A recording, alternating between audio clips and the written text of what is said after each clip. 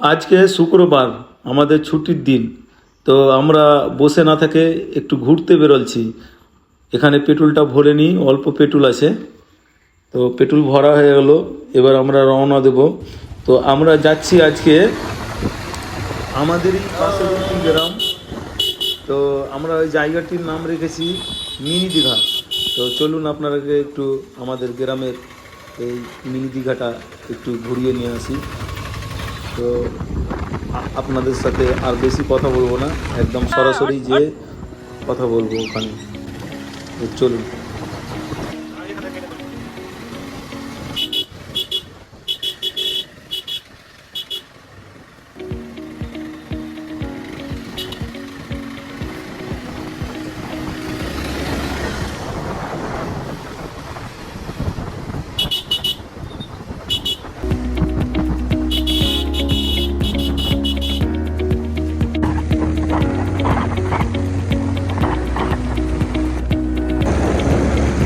এই গ্রামটার নাম হচ্ছে পণ্ডিতপুর। তো এই রাস্তাটি অনেকটা ছোট, বাইক চালাতে অসুবিধা হচ্ছে। তো আর বেশি দূর না, আমরা চলে এসেছি। এখানে একটি বিএসএফ ক্যাম্প আছে। এই তো সেই বিএসএফ ক্যাম্প, আমরা চলে এলাম সে আমাদের পার্শ্ববর্তী গ্রামের মিনি দীঘা।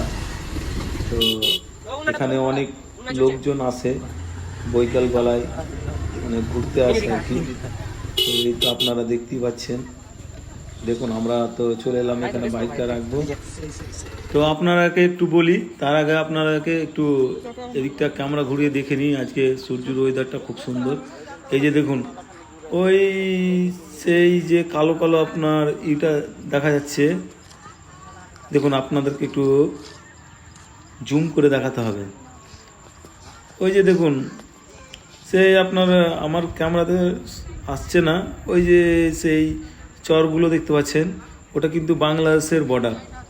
ওখান থেকে বাংলাদেশ, আর এদিকটা আমরা আছি ইন্ডিয়ায়।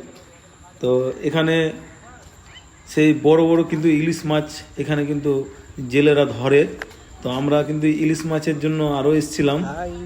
তো আজকে তারা অনেক জল বলে নামেনি, আর হাওয়া বইছে।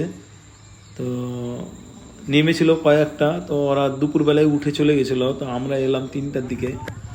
তো চলুন এদিকটাতে একবার দেখি। আজকে তো মাস্ট হয়ে আছে। তো যাই হোক, আপনাদেরকে দেখালাম।